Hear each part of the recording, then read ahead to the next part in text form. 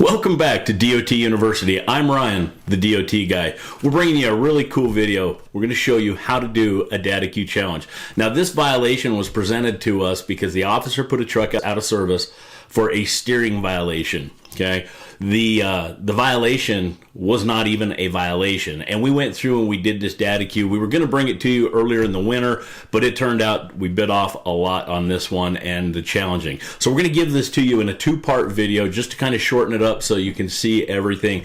It ended up going the distance. We had to take it to court, but we did win it to get this violation removed. So you're not going to want to miss this video. Now you can subscribe to us. That's the best way to support us. Go ahead and hit that subscribe button, and while you're down there, go ahead and hit that like and also that bell. If you ring that bell, that is the best way to stay notified when we're coming out with new content that can help you and your team stay off the radar. Now make sure you stick around to the end of this video because I'm going to tell you how we here at Front Range Compliance and D.O.T. University can help you with your DataQ challenges. This particular challenge, I ended up doing it pro bono. We did it for free for the motor carrier, and that's because of some certain circumstances that happen with this. Now if you want to see how we can help you and see if you qualify for us to help you pro bono, you want to watch the end of this video and I will give you that information, and that ultimately will keep you off the radar. All right, we're going to go ahead and get into a DataQ here, and I'm starting here with the roadside inspection report. Now, it is redacted just to protect the company, protect the driver's personal information, and so on and so forth, just to get you some information, but also not put them at risk while doing that. So what this is the Aspen report, a roadside inspection report. It's in enforcement commonly referred to it as a TCR, truck contact report, things like that. However you want to refer to it. You can see this report was done by the Colorado State Patrol, and it was done on it looks like January 27th of 2021. Now what happened was the officer went through, he did the inspection, and he cited them for a loose pitman arm. And the company asked me to come out, went out, we looked at it, shot some videos of it. We'll show you that video here in just a minute. But we went out and clearly the officer was mistaken with his citation. So we're going to do what's called a DataQ. DataQ is, you can tell from our previous video, this is what you do to clean up your data, how you challenge enforcement inspections on this. So we're going to try to challenge this prior to the ticket. Now the citation appearance is coming up here pretty soon. So we want to make sure we can get this in, see if we can get it cleared up before. If the State Patrol doesn't clear it up through this DataQ, then we're going to have to go to court, challenge it in court, and then we can have the violation removed after we win it in court. So we'll see how this goes. But we're going to use this opportunity to show you how to do a DataQ. Now remember, when you do your DataQs, you want to have them planned out. You want to put your evidence, get it all ready to upload. You plan out, you're trying to plead your own case to the enforcement agency. And when it comes to them, they're not so friendly with removing violations. They don't like to admit when they're wrong. But, I don't challenge everything. I only challenge the violations that I feel are definitely wrong. And being a former enforcement officer, I can tell you mistakes are made. It does happen, but we have to do our best to try to show how they made their mistake. And you also, as you plan it, you don't want to come across kind of curt and nasty with them, right? We want to do this very respectfully, see if we can get them to remove the violation. And I think we're going to have some good luck with this one. So as we kind of go through this inspection report, we go down through this, you can see we've got the company identifiers up here in this category. We've got the driver and their information. As you come down, you can see where the inspection takes place, and then you can see what the vehicle was. This happened to be a 2002 Freightliner, and it was placed out of service for a violation right down here in the violation information for 393.209D. That's, a steering system violation. And then you can see there was a citation number. I redacted that, but they did place it out of service, and it is for the violations discovered. It says the steering system components worn, welded, or missing. Now that's the information that the computer system automatically puts in there. This stuff that's in caps, that's what the officer typed in, which is why it's so important to make sure you save all of your roadside inspections. By law, you're required to keep them for 1 year. So your pitman arm, what he wrote in here, the officer wrote, pitman arm movable by hand force shown and confirmed with the driver. Okay, so I'm gonna show you that video here in just a second, and you can see exactly what the movement was. And then as you kind of scroll down here, you've got the rest of the information where you got to sign and send a report back to them within 15 days and that kind of thing. You got the officer information, the driver's information, and then this driver was issued from the CSP, Colorado State Patrol Port of Entry. He was issued a summons and complaint for a fine of $69.50. Not too terribly high, but again, this needs to be cleared up because the violation was incorrect. So with that, we'll go ahead and switch off and we'll show you what the video looks like of the components. We first look at the steering component itself, and then we also will show you what the steering wheel lash was.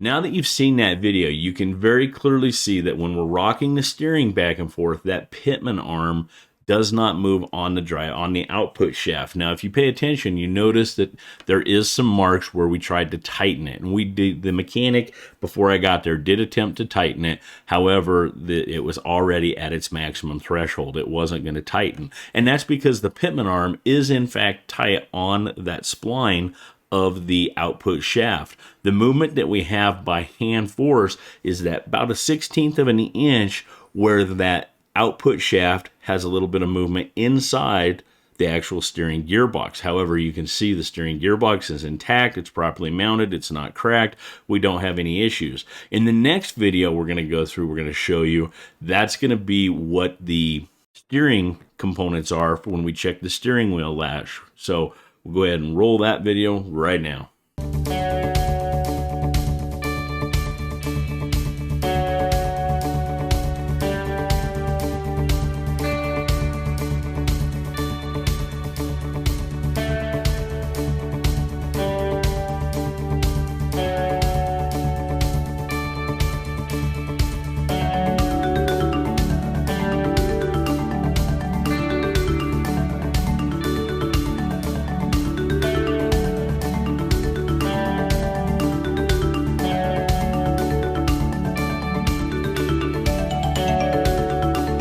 Now, you've seen that. So clearly, the steering wheel free play is good. This information I have up right now is from the CVSA North American Out of Service Criteria. It's really good that you have one of these books. They update it each year.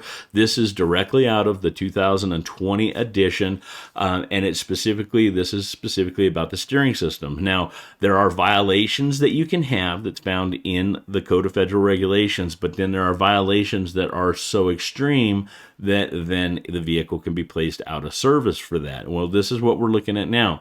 So Section 10, Part 2, Section 10 deals with the steering mechanisms. And this is about the steering wheel free play. What is that steering wheel lash? So you can see we have a 19-inch wheel, and on that particular truck, for a power steering movement, it's not to be placed out of service until it's at 7.5 inches. So we did a couple different tests. We just showed you that one video where we got 2.5 inches, but the first test that I had, I was at 2 inches. So again, kind of the angle of us trying to shoot that, I couldn't really see the wheel that good, but it was right between 2 to 2.5, which is perfect because you want to have a little bit of free play in there because that accounts, for, human movement. If you bump the steering wheel, then the steering's not too tight. So that play is exactly where it needs to be. It's not even considered a violation until it gets up in the Code of Federal Regulations to 5 inches, okay? And then it's not placed out of service till it's 7.5 inches. So you can see we've got a lot of play. The point that I'm trying to make with this is to clearly show that the movement of 2 to 2.5 inches is well within range, and the fact that that output shaft has a little bit of play and wiggle in it is not affecting the overall steering system. Okay, the next item that we have on here where we talk specifically about the steering gearbox in the out of service criteria, it says that, we have to be placed out of service if any mounting bolts are loose. Okay, so we didn't have any of those issues. If we have any cracks in the gearbox, okay, we don't have those issues. If you have any obvious welded repairs, and then any looseness of the yoke coupling to the steering gear input shaft. So everything was good to go with that area. And then the last thing, specifically about the pitman arm, and this is what the officer placed the truck out of service for, any looseness of the pitman arm on the steering gear output shaft. Okay, so we don't have that. We clearly demonstrated we didn't have that.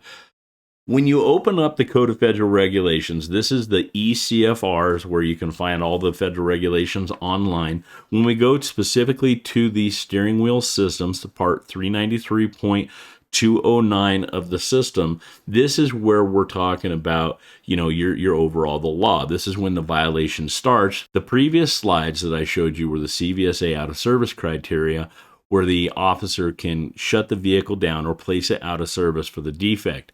What we find in this is the Code of Federal Regulations. This is where the violations begin. So we were dealing with a 19-inch wheel for power steering systems. That means it can have up to 5 inches of play before it goes out. Now, usually all trucks are usually maintained in that 2 to 2.5 inch range of free range movement. Okay, but when we come down here, I just want to specifically talk about subpart D. Again, the steering system, what the officer wrote up, it says the universal joints, ball socket joints shall not be worn, faulty, or repaired by welding. So we've got that. That's not an issue. It says the steering gearbox shall not be loose, missing, or mounting bolts or cracks in the gearbox or the mounting brackets. So we're good there. And then we have this statement right here. It says the pitman arm on the steering gear output shaft shall not be loose. Okay, well, clearly it is tight. Okay, that video that we have has clearly demonstrated that. And then we have, again, the steering wheel shall turn freely through the limit of travel in both directions. Okay, so that's going to be your Code of Federal Regulations. So now we'll go ahead and get into the challenge. So I'm going to go ahead and access the FMCSA DataQs instead of going to the online, which you can do that. Let me go ahead and just show you how you can do that. So you can access DataQs a couple different ways. You can type in your Google search bar, just type in FMCSA DataQ, hit return, it'll bring you up to this, and then you can come in. Now, when you get to this area, this is, again, the FMCSA DataQs. You can log in. You can do the FMCSA portal account or DataQ account. You can log in here. Again, I go into, DataQ videos very clearly on this site, but you can also access it through Safer, and I like to use Safer because it's kind of your central hub to access your information. So with this one, and you scroll down to the bottom of Safer, and this is a website that you're going to want to, bookmark. It's safer.fmcsa.dot.gov. Now, I recommend that you access this program through the FMCSA portal.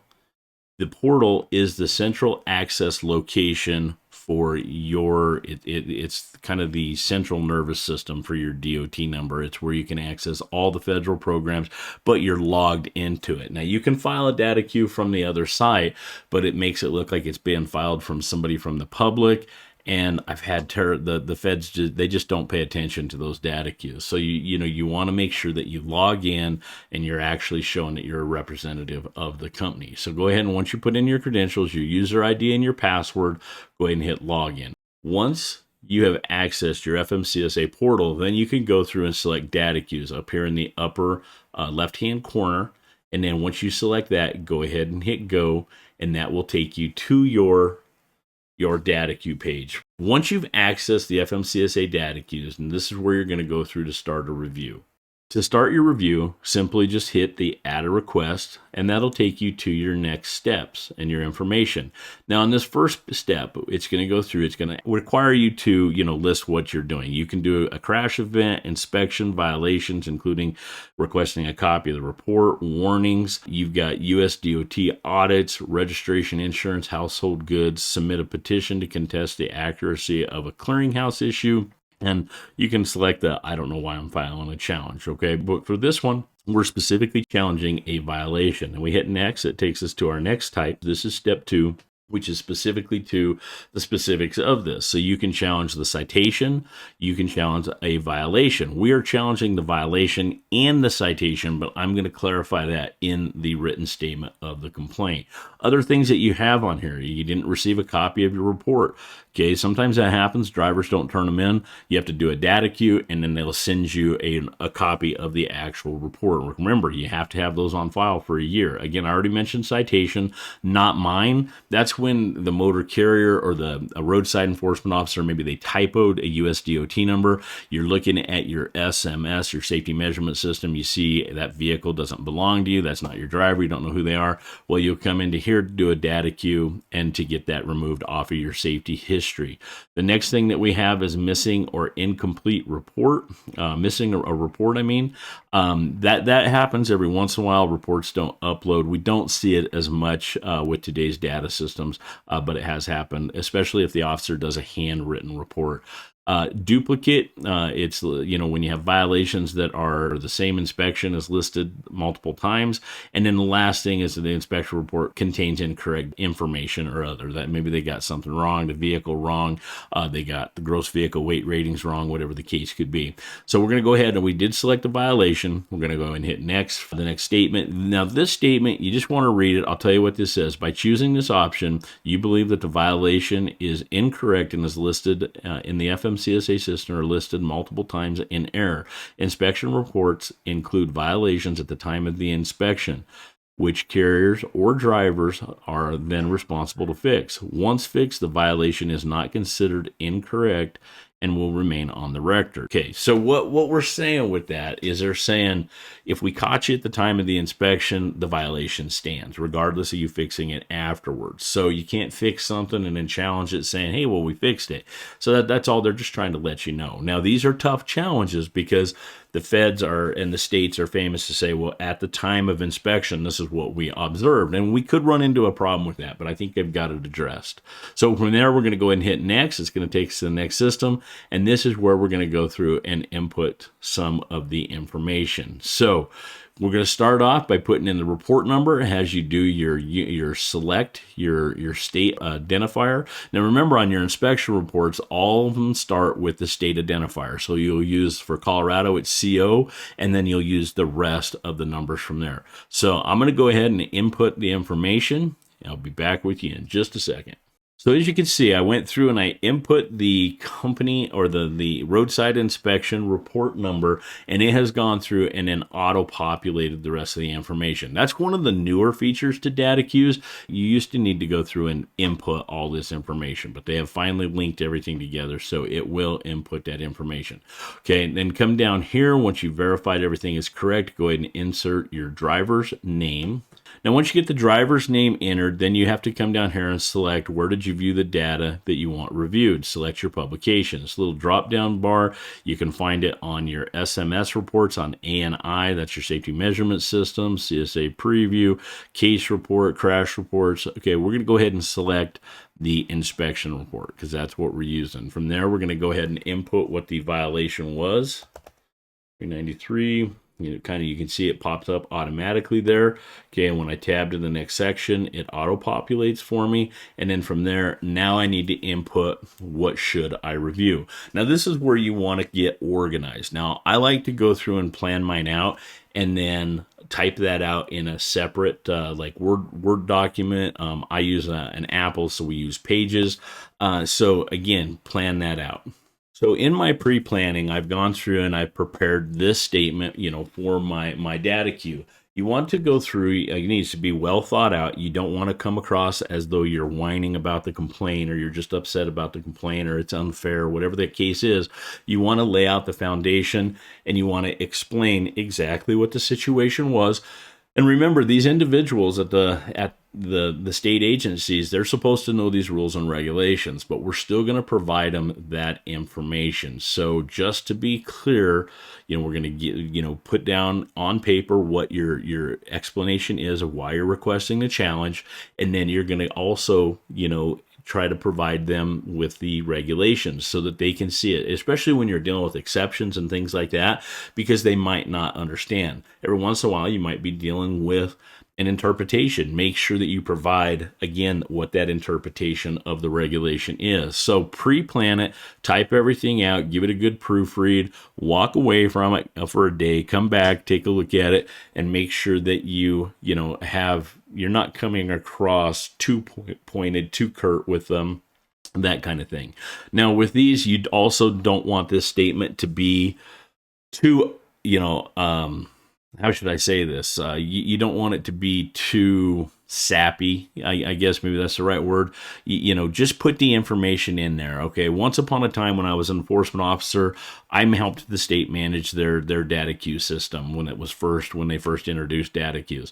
And the statements that I would get were from people just walking all over themselves, trying to be sweet and nice and, oh, we're doing this so we can clean up our history. I'm sorry, you don't need that information. Okay. The state gets, plenty of these requests every day. So they don't have time to deal with that. Just put forth the facts that you need to put forth and then look at that. So you can see with this one, I'm not going to read the whole thing to you.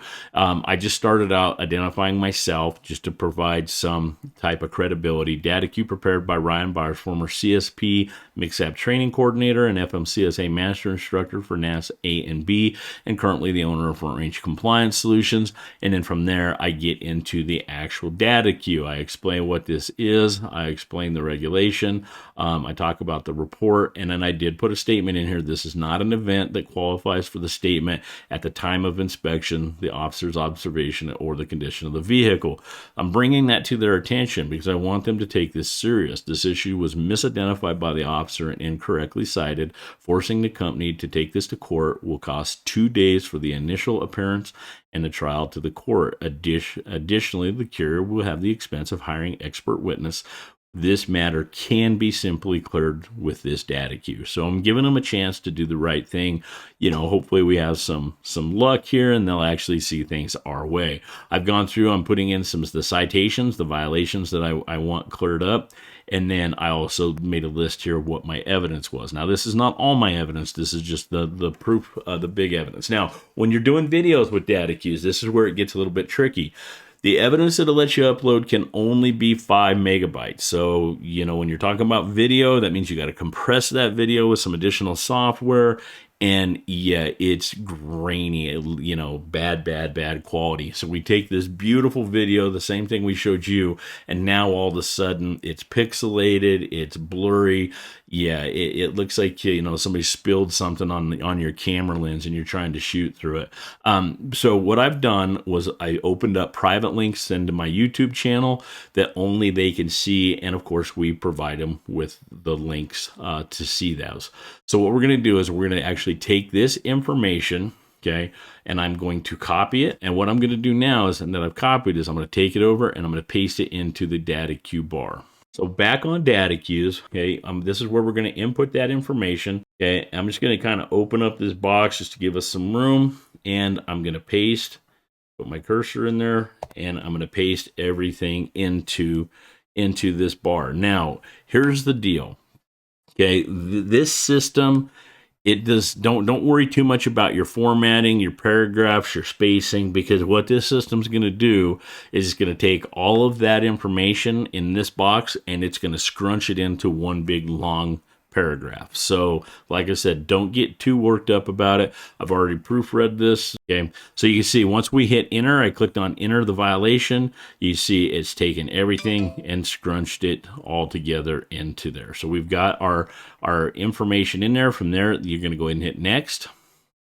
Okay, this next screen, what this does is this is where we're going to upload our evidence. So this is where we're going to put our videos in there. So first off, I'm going to upload the file. The very first thing that I am going to upload is the actual roadside inspection report. We're going to put a copy of the actual report in there. They have a copy. The reason you want to upload your copy is so that you have an original record. So if changes get made, that kind of thing, you can see what that original, it's on file, and that way, you know, you can show there's no like going back and that kind of thing. So I always like to list that. And you can put in your title of your document. It does give you choices of what you want to put in here. I like to use my own. I'm going to put in here what the file is. I'm just going to call it an inspection report. Okay, once I get that in there, I'm going to also put the date in here, 1/27 of 2021. Okay, once you get that in there, go ahead and hit upload. That'll then pop in to the rest of the information. I'm going to go through and upload the rest of my evidence here. Once I get them all uploaded, I'll come back and explain what those all are. Now that I've got all of my evidence uploaded, I've gone through, I've got a copy of the inspection report, we've got the DataQ statement, and then I've got the 2 videos. I did make note that they're compressed, and then I provided them the link to where those are. I've got the pictures of the CVSA out of service criteria that they've shown forward. That's the evidence that I want to produce. I'm going to go ahead and hit next and take me to the next step.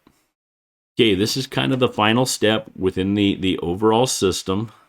Now that we're on this last and final screen, this is just a confirmation. You can scroll up and just review all the data and everything that's in there. I'm not going to get too worried about that. Again, it's got some confidential information. We want to protect that, so no need to take a look at that. But it's starting down here at the bottom. It's just got this by clicking the box that you certify and understand the statements and information you're submitting to support this DataQ. So we'll go ahead and click that. We'll hit that little box, and then once you're done with that, go ahead and hit submit. Now this is the final page. You've submitted your DataQ, your request was successful. So now you're just in the waiting game for 10 days. So for you, it's just going to be right now. But for us, we're going to wait 10 days. We'll get this finished up. So, all right. Thanks for hanging with me with this video. Hopefully you found it extremely helpful for your DataQ challenges. Now, in order for us to help you, you have to become one of the Front Range Compliance members, a client of ours, and then we will review case by case when we can help you with those DataQ challenges. We'll review all of your challenges, of course, if you're one of our clients, and that way we can let you know if you have a chance at winning, if you don't have a chance at winning. I don't like to just do a challenge just because. We want to make sure that we're putting time that's going to actually help you with your actual safety score. Now, to do it pro bono, you have to be one of our clients. So to check us out, you got to go to our website at www.frontrangecompliance.com. Reach out to us through that web link. We'll be more than happy to counsel you, to see what you need and where you go from there. Now, not everything that we do in DataQs is pro bono. It is case by case, but I'm happy to review them and see if that is something we can do for you. Now, this one went pro bono because we needed to take it the distance, and we had to in order to help this motor carrier. So I helped my client out, who's been a long-standing client for many years. You know, we went through and offered this service for them so we could support their overall network. That's what we're about here at Front Range Compliance, is supporting you and keeping you off the radar. All right, yeah, with that being said, stay safe out there, help us keep America moving forward, and we'll catch you on the next video.